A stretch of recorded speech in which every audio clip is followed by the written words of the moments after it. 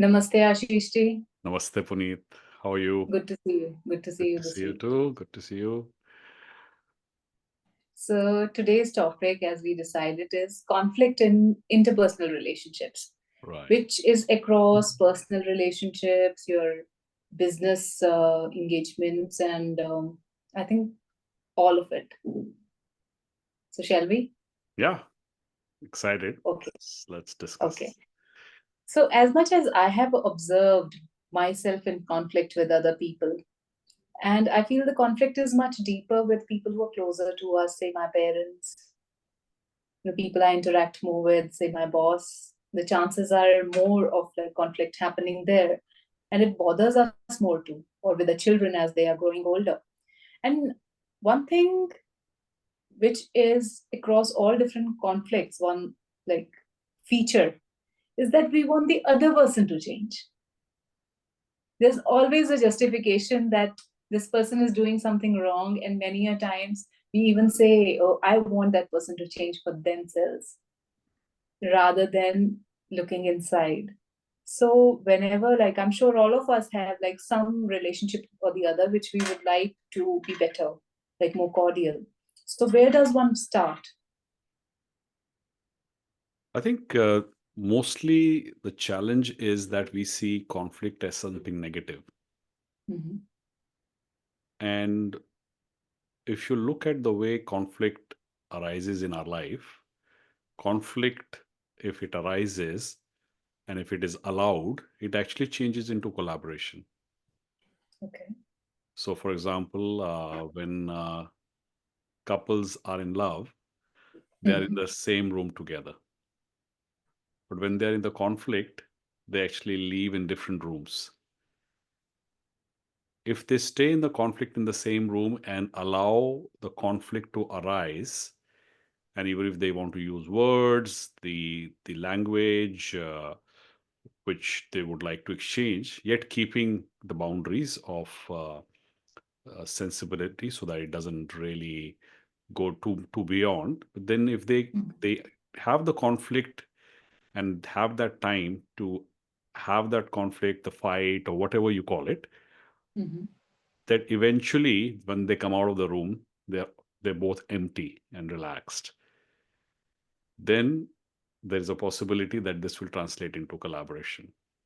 Okay. Often the couples or people who don't fight hold a lot inside them, and small trigger at certain stage can trigger that whatever has been held inside, and suddenly they get the behavior out of us which is completely not acceptable. And Mhm. sometimes we use languages which are not acceptable because there's so much, and you just need a small spark to really blast it out. So it's Mhm. important that we have healthy conflicts. We sit down, debate, discuss until both of us are now in a zone where we feel that understood or collaborated.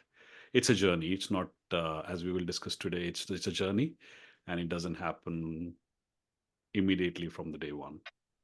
And are there any rules to it? Because I know so many people, and I think in one relationship or the other, I must be doing that too. That there is uh, that that lack of harmony, but there is like, how do I like be with that person? Say it's my father. Okay, then we start giving each other that space. Okay, that let him do whatever he wants to do, and let me do what I want to do, so that at least we don't fight. Because leave aside conflict, fight is something that everyone wants to avoid because we think that something wrong is happening. So, are there any rules to this venting? I would not call it a fight. I would name it venting. Like, I'm just venting how I feel that the other person's behavior is affecting me in this way. I think the powerful tool that one could use and which I personally use a lot. So, for example, you are in a conflict with someone in your family or your friends or Mhm. your parents. You take one tool, like you'd say, okay, I'll hold this tool till I feel that I've communicated enough and you have understood. And you start with a toss and you say, okay, whoever wins will start first. And that person will give you that tool in your hand once he has finished speaking and he has shared whatever he wanted to share. And at the same time, he feels understood. Mhm, mhm. So when he's speaking, the other person who's listening would go through a lot of cycles, a lot of, I want to say this, I want to say that, I'm going to respond this, I'm going to say that, this is not what happened. Because when we are conflicting, we are actually conflicting on perspective. We're not really conflicting on reality.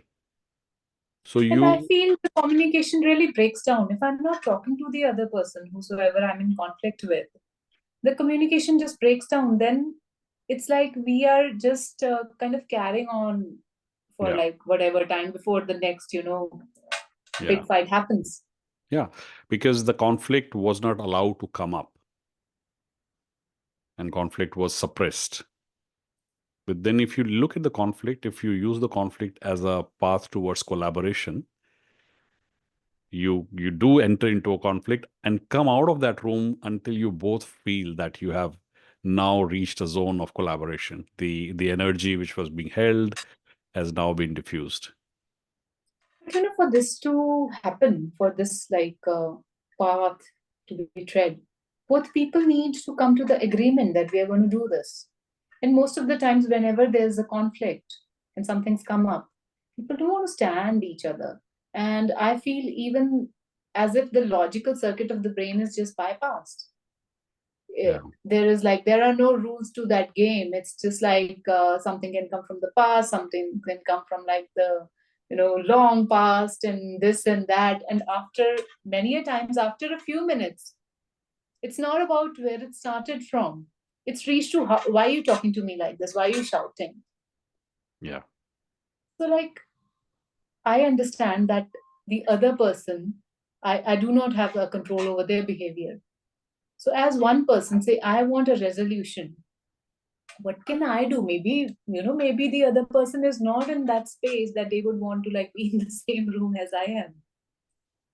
So way yeah. to like Yeah. be. So if when that's the situation, and one person is very emotionally charged, and I can share my story in this Mhm, space. So if I have a conflict with someone, often I have a very strong judgment about that person, mhm. that this is how they are going to do, or this is how they are going to respond, or this is how what they will do to irritate me, for example. So I already have those strong beliefs about that person. Totally. So when I meet that person, I start projecting that on that person, because my perceiving sense is now looking for that clue that it is going to meet that belief. Mhm, And the mhm. moment that tick is done, the perceiving mind shuts down and the emotional mind sort of gets control and reiterates that this person is like this. And more that happens, the more we reinforce that judgment that this person is like this person is like this, and that person eventually to us becomes that judgment or the belief. And it's a very good effect. I think I mentioned that it's called Pygmalion effect. Oh yes.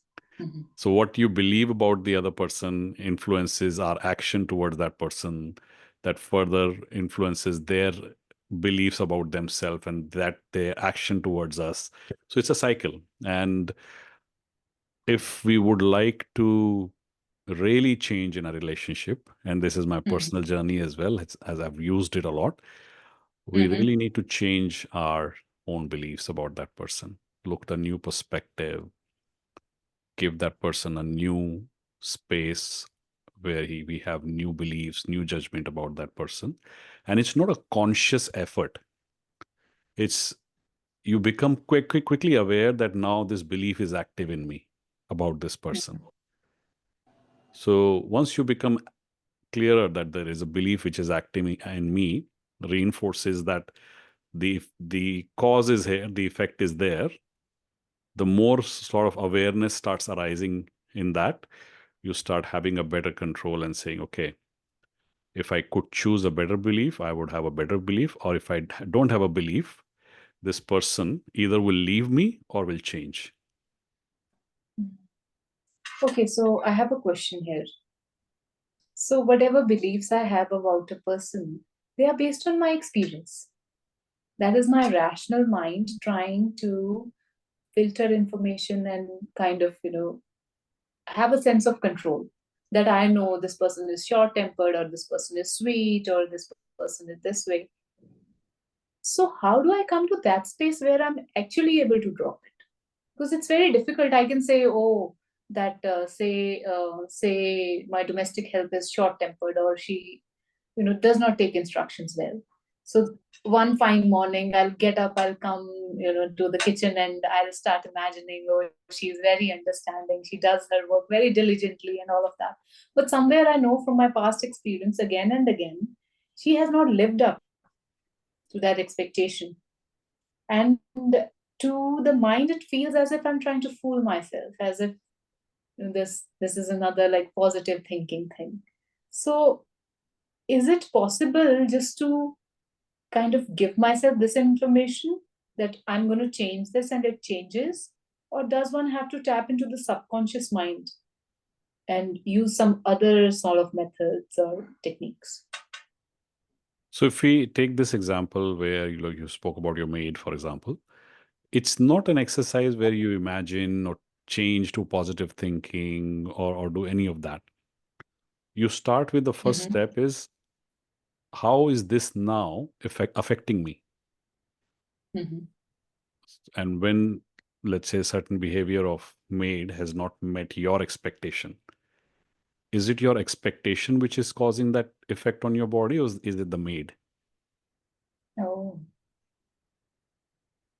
So first you see that, because the expectation that I'm not saying that you don't set the expectation, but I'm saying when you allow the expectation to control you, your emotions, your thinking, your perceiving, you will have that experience. And then you would think that she is the problem. But really, the problem is the expectation that you have set. Whenever that box is not ticked, you actually go into the spiral where you see that she's the reason I need to blame it.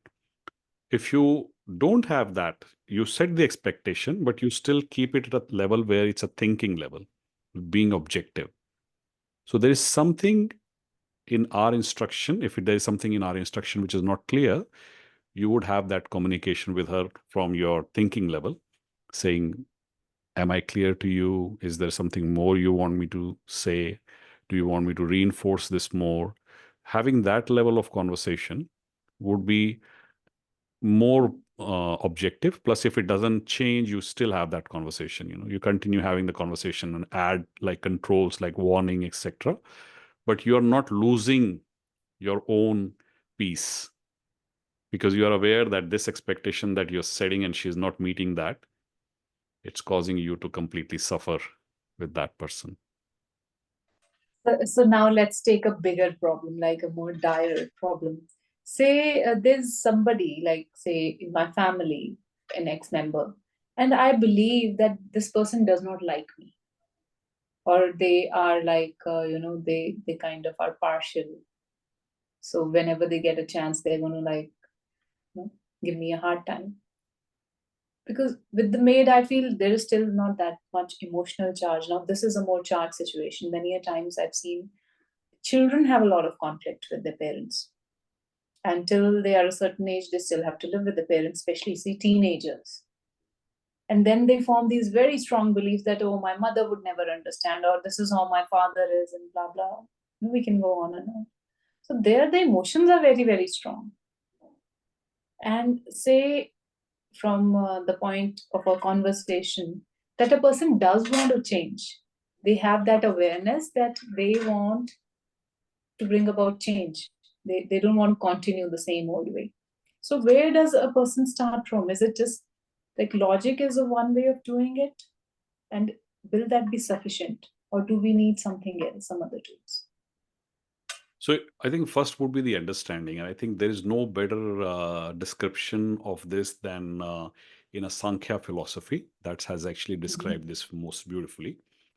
So Mm-hmm. there are like two parts in our conscious. One is called action, and the other one is inertia or the resistance. I think to for the ease. Mm-hmm. It's now we have both.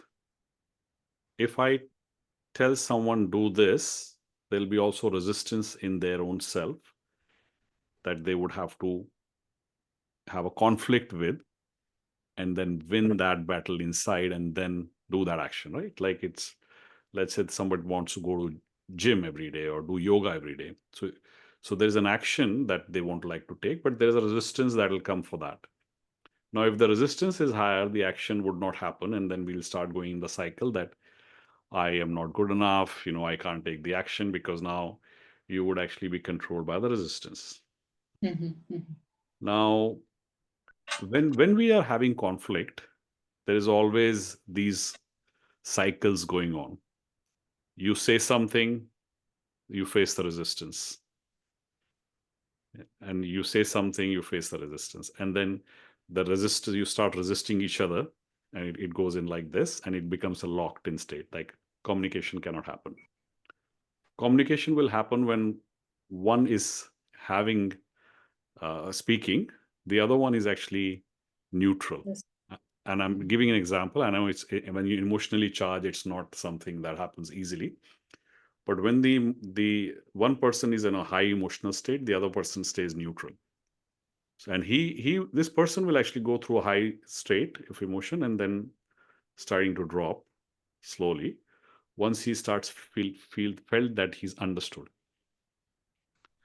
But what happens in our conversation, we actually go like this: that something is said, we resist. Something is said, we resist, and it just goes in like that. Whereas the right place of doing that is there's an action.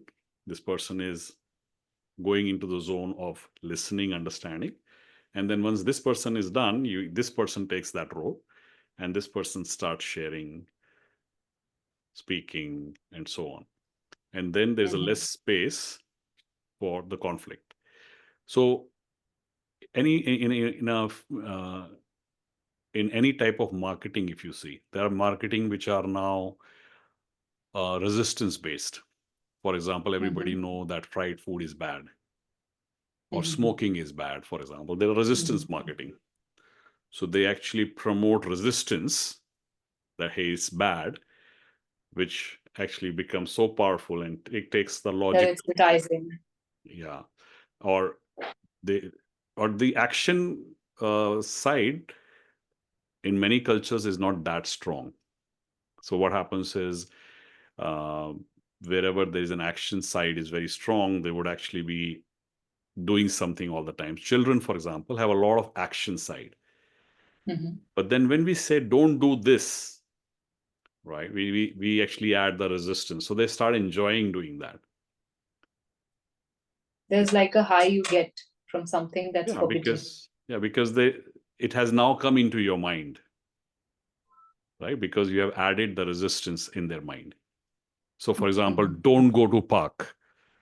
So the child would say, there must be something to go to park that I must explore. If you don't say that, the child wouldn't even have that thought. So as a parent, you have both sides. You would actually be sometimes encouraging them to do something and stopping them from doing something. But be aware that when you're stopping something from doing, there might be more desire in them to do that. Or if you force something that do this, there is very less resistance, they may not do it. Because the resistance might either come up very strongly, or there might not be any fun in doing that. There's no resistance. We actually enjoy things where the resistance is high. And is this a normal state of mind? Because I see this with myself also. There are things that I know I should be doing, but the more I tell myself I should be doing it, there's a lot of inner resistance. Yeah, because it does not, the instructions do not always have to just come from the outside. It can be my own instructions also that I can resist. And whenever you do this shoulds, you're actually broken in two. So your action body, and if you let's say I should do, let's say this, or whatever that you would like to do, if you say I should do this, you actually are also encouraging your resistance body to come in play. So now you have a conflict. You want to do it, but your body would not allow you to do it. So now the resistance will punch you from the one side, you will punch the resistance, and now the conflict has like come up. And in many processes, they say use the welcoming technique, like use the welcoming technique. So drop one of the sides. So you basically drop this side, you welcome it until it basically loses its energy. Then you go and take the action. That's like welcoming the feeling or welcoming the emotion. So you basically let their energy completely dissolve and you actually go in the direction of your action, because now you don't have the resistance that you felt. And I have asked, okay, please. Yeah, go ahead. I have asked myself this question many a times whenever I was resisting something that I actually wanted or a part of me wanted to do. It felt like self-sabotage. Say a certain food I need to avoid for health reasons. Maybe my doctor, my dietitian, my nutritionist told me that, okay, go slow on this. Maybe earlier I was not even thinking about that food. But now that I've been asked not to eat it, I will be more and more drawn towards it. But I have asked myself, is it a lack of, a certain grounding of the personality? Because this behavior feels like self-sabotage. Or is this how our human mind is? Because we started about talking about children on the very first go. And children are most of the time very primal, their needs. So when an adult is doing this, is this a kind of emotional disharmony? So it's in an example that you just said, that when they are saying don't do it, or when they are saying do it, one of the uh, part of the body, like action body or the resistance body, is picking up the message. So don't do it, your resistance body is picking up the message.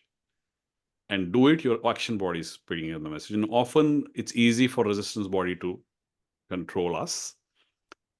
And there are many factors that goes in. But the more you will try to focus that I don't want to do it, your conscious will start to say, I want to do it, because you are actually putting your resistance is now taking control of that. The real good place to be is like being imperturbable, like unaffected or indifferent, whether, this arises or that arises, or if you eat or not eat. That's where you have more control, that whether you want to eat or not eat, but you still feel that you're unaffected. That's the place you can choose from. And that's where, like, being imperturbable, indifferent, not being attached to resistance or to the action, you have much more better control. So how do I be imperturbable? First, you identify that you have this thought that you don't want to do this, or you shouldn't be eating this, for example. And read that thought and feel in your body, how is that affecting in your body? Where in your body you're feeling it? How is this is, and you feel completely that feeling. And then create a feeling that how you would like to feel when this thought comes next time in your conscious. So similarly, go back again to the thought, feel how you are feeling with the thought, and then go in the state that how you would like to feel when this thought comes back again. Now, in few times by doing that, your thought will not be able to generate that old feeling. It will start generating the new feeling. And once you have the new feeling, the conflict will slowly start to get lesser and lesser, lesser and lesser, and you will have much more control. Okay, so it is like a journey, basically. There is like, because many a times I feel we try to use force on ourselves or others as a way of, controlling the behavior. And time and again, I have noticed that it does not work in the longer run, at least. And if we enforce a very strong discipline in one area of life, say on exercise, invariably I've seen that the person will kind of compensate in some other area. Yeah. by exercising lesser control, Yeah. rather Yeah. than a sense of balance that I'm improving in every facet of life. See, if you, Usually, I see this is how the mind tries to compensate that. Okay, I'm not getting it from here. Let me yeah, get it. exactly. Yeah, because the more control you put, the more people resist, right? It's like the more control you put on yourself, the more the body resists. The easiest way of doing that is, if you have something that you are trying to control in yourself, put a picture of that food or whatever you are trying to have, you know, different action, because action comes from Mhm. feeling, not from Mhm. thinking. Mhm. So once this is clear that action comes from feeling, if you're having a Please explain this a little more, because I thought action comes from thinking. no, action doesn't come from thinking. The action comes from feeling, because thinking is what we say, feeling is what we do. So if Because you I want always big, thought that I should think that I want to do this and then I'll do it. no, if you think only and your feeling is resisting your thinking, your feeling most likely will be the action that it'll take. Or if you keep doing from thinking to your body without feeling it, you would actually become quite stiff, not flexible. Like you lose that empathy side of you. And there are many people like that. You must have seen that they think and they do it. There's less empathy, less emotion. But if you add thinking, emotion, and body as three levels, like thinking, emotions, and body, you allow your emotions to come up and tell you why they are resisting this activity. Mhm. Okay. Feel into that emotion. Let it tell you some stories, some show some pictures. It'll show you some thoughts from past. You never did that. This is how it happened. It'll create a lot of information, and you feel into that, and then allow all of that, and then going back to what picture you look at the picture and say, which feeling I would like to have when I look at this picture. Mhm. And you keep doing back and forth. Whenever you look at the picture, you generate those feelings which are right now not in harmony with what we want. And then take that same energy and create the feeling that you would like to feel when you look at that object, picture, or whatever. Slowly, you will see that it'll start transitioning, that when you look at the object, the new feeling starts coming up. And Mhm. from that feeling, you start doing things. So then things become effortless. Otherwise, if you go from thinking to body directly, there's a lot of hard work. There's a lot of space for ego. I did it. But when you actually directly go from thinking to feeling to your body or action, there's a lot of effortlessness that arises from there. Uh, this is sounding very easy and interesting as you are saying it.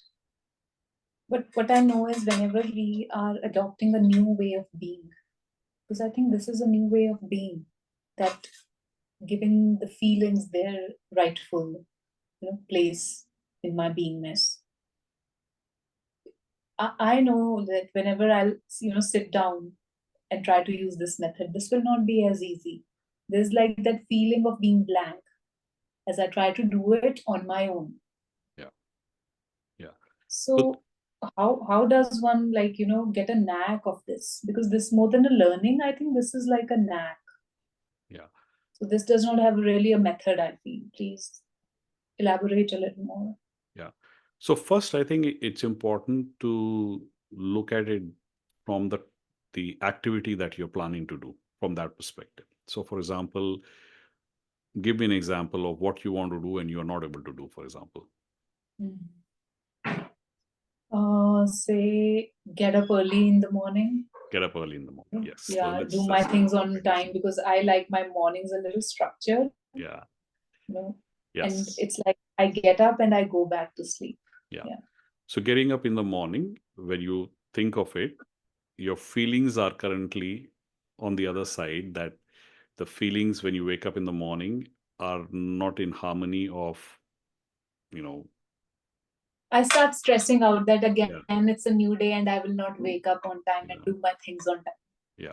Correct. I've So you have caught already myself. created that for your body, right? So your body is now projecting that images that you don't have time, you have never, you're still waking up late, you should be on, sleeping up early, sleeping in early.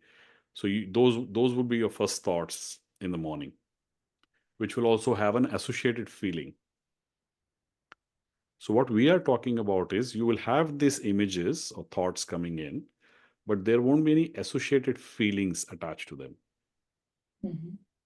They are coming in because there's a attachment with a feeling. So they are getting some charge or the fuel to keep coming back into your reality because there's a fuel in the feelings. So what we are talking about is you have these thoughts, stress, I need to do this, I should have done, but there's no associated feeling with that. It's you basically keep it there, but doesn't affect the other part, which is your heart. Mhm. And force yourself to, like in some days, force yourself not to wake up early. In fact, there was one thing I started using. I said, waking up on time or not waking up on time is still secondary. The primary thing is, how am I waking up? So it's okay, go back to sleep. So I started doing this, and now I'm in the process. I mean, these are those days that I'll enjoy my time in the bed, even if I oversleep Yeah, my like usual waking up time. I'll still let that be rather than worrying that I've not done this, because that was worse than this. You absolutely. know, again, like, and I feel it was not just that. I love doing my morning exercise, Mm, and I felt my mind was kind of instructing my body the days I was not exercising, or I could not exercise enough, that I'm not feeling good enough. right. It came to a point where I felt that this is my thoughts being like, my thoughts are being manifested in the Yeah, body, that there is no reason to feel like this, but because I am like attached, there is all that emotional charge around waking up or not waking up, that feeling of failure right in the morning, that I've not woken up yeah, on time, right. that it's not really worth it. So I said, okay, Yeah, chill. yeah, right. So if you look at it, if you look at it a little bit deeply, for example, when you wake up in the morning, your first few thoughts have a big impact on your day. Mhm. Right? Now, one way of looking at it is that, oh, I can't wake up, so I will not even try. That is one way, which is like more apathetic, like, okay, I give up. And the other way is that, okay, I would like to hold the image in my mind that I'm able to get up early. I would like to have certain type of feelings in the morning that I would like to have. And based on those feelings, I will have certain actions. Now, if you keep this image that you are waking up early, you're having a good time, you're so happy, and feel as if it's already happening.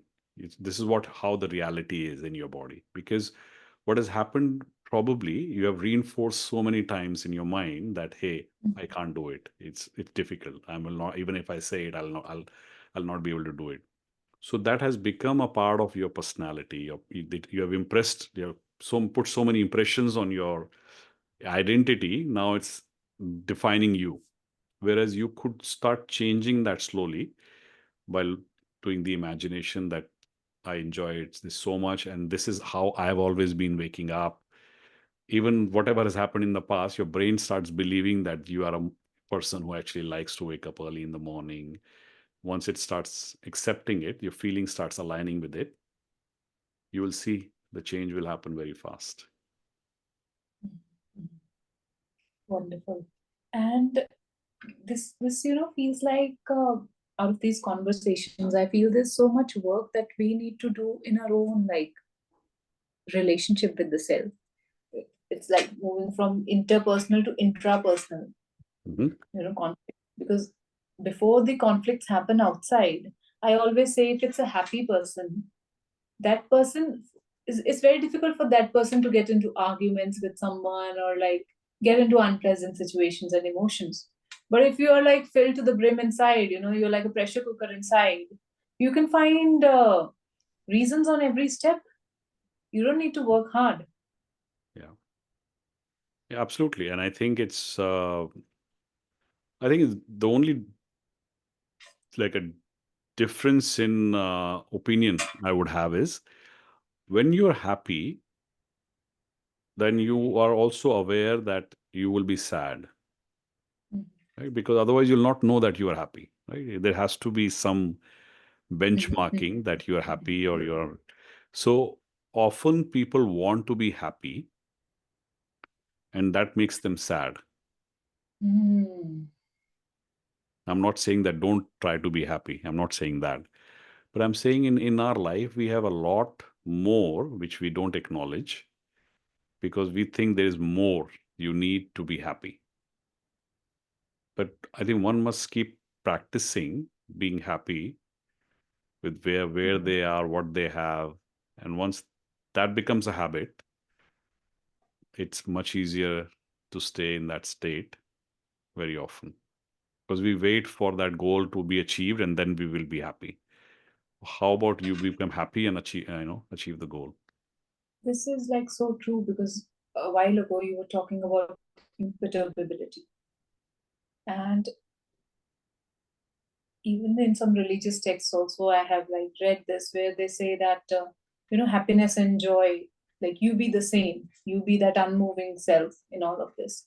So it does make sense because now it's like even if I find myself very happy at times, the second thought comes. Hmm. It's like, now this is not okay because Hmm. whenever we are sad, we are anyways trying to solve the problem, that what Right. is wrong, what do I need to fix, what have I done wrong. But Correct. now I see that whenever we are happy, even at that time also it's there. Yes. Because we think either this is going to be fleeting, Yeah. or maybe I'm in my own, like, some imaginary world that I'm feeling so happy to. Yeah. That sense Yeah. of being centered, that Yeah. centeredness Yeah. goes missing, I think. Yeah, because both are present, right? When you're happy, your happy thoughts have now taken over, but the sad thoughts are still there Mhm. underlying. But suddenly the sad thought takes over, the happy thoughts are still underlying. So it's always like a pendulum.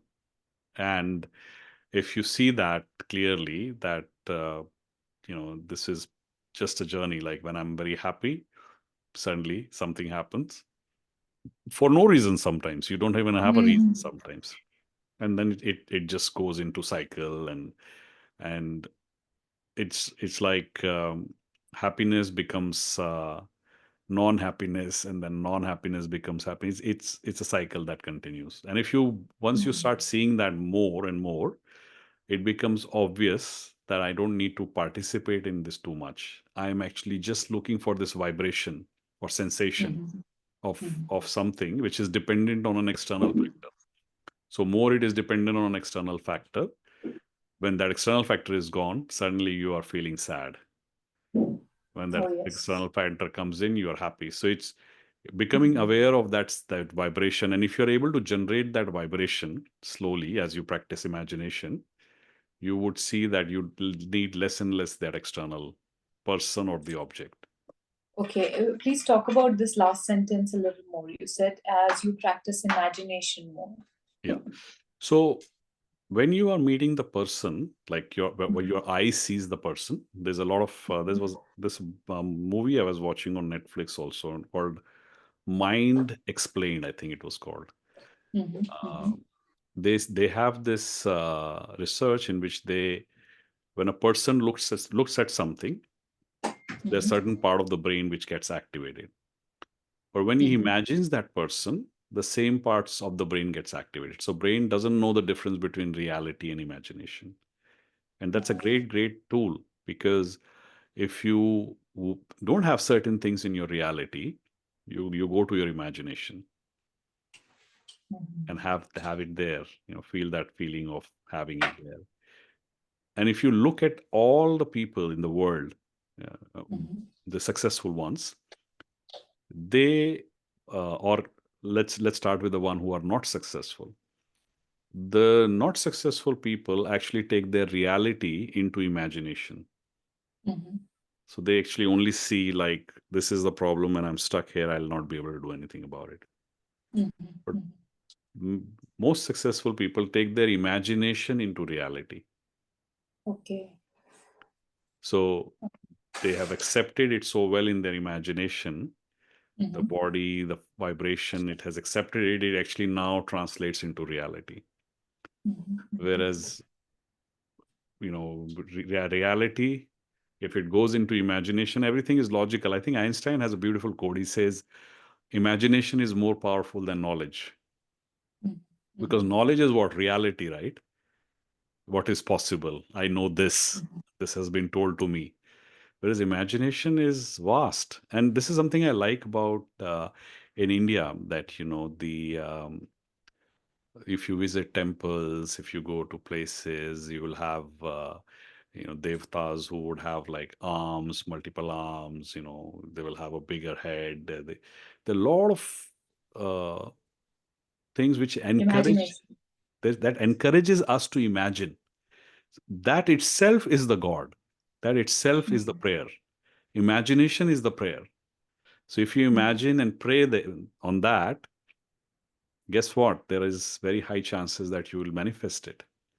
And Mm-hmm. Sankhya has a beautiful quote, I think, in that it says, the unmanifested becomes manifested.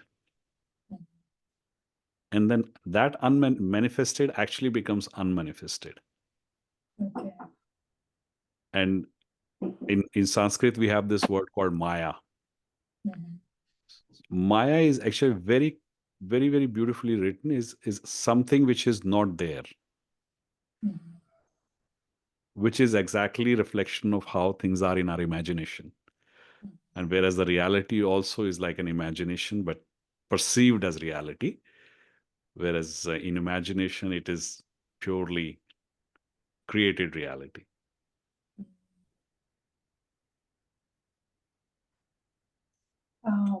Listening to all this, I feel, if I'm a student of this work, I feel as if there are so many steps to this. There is no one solution, like how your rational mind thinks that I'll just do this and everything will fall into place.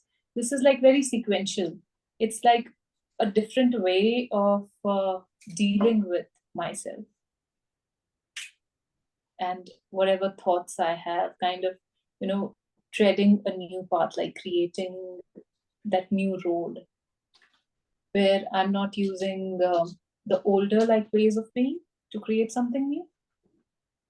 It's like the conversation I have in my own head, but slowly like tweaking that, bringing in new elements and also having a new perspective.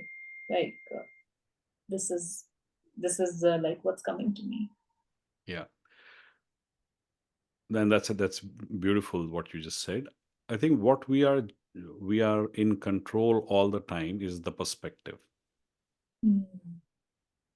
Now, as you said about person or money or whatever, if you have a perspective about something, that is actually your reality. Mm. So if you keep changing reality so that your perception changes, not very really flexible. If you change your perspective, you immediately see there's a change in the reality. And what happens if we do not have a perspective? Then you actually don't see that.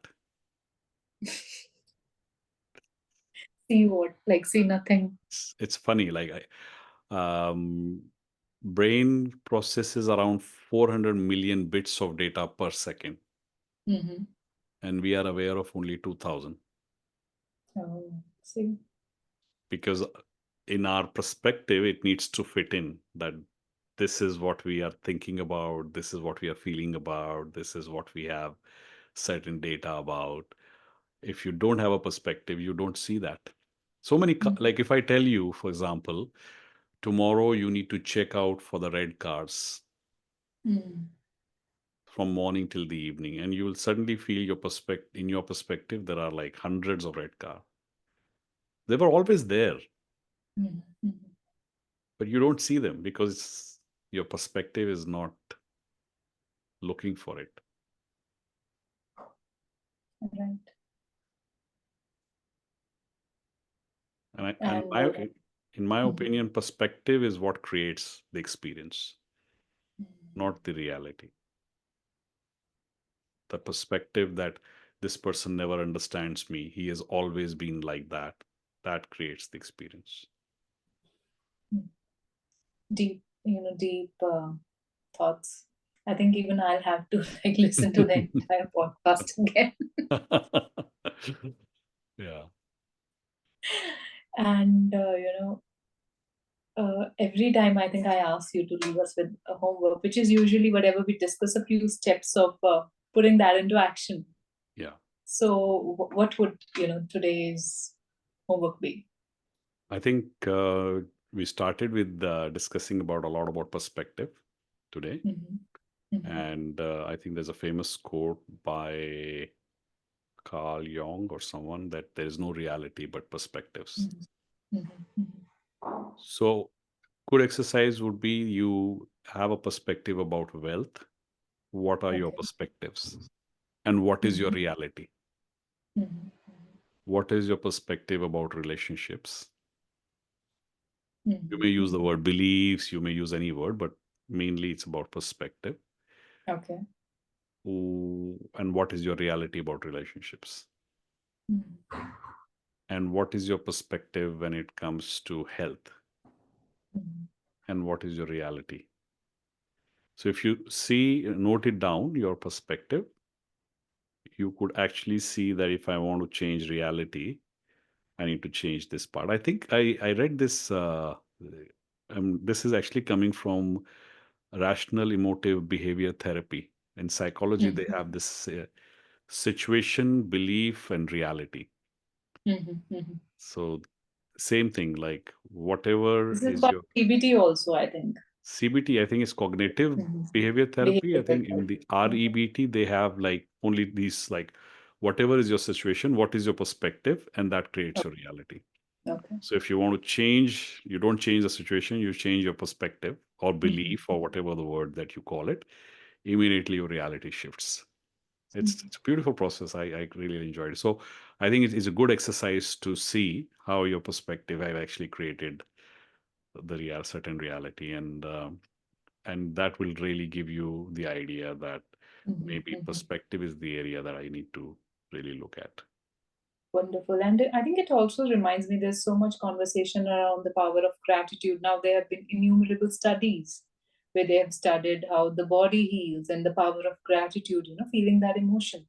I think it's again about perspective only. Rather than seeing the lack of what I Yes. don't have, it is kind of shifting my focus to what I have. What can I have gratitude for? Yeah. And also, the gratitude is a feeling. That's important to note that. So when you force your perspective to change, it'll resist even harder. You become aware of your perspective, Okay.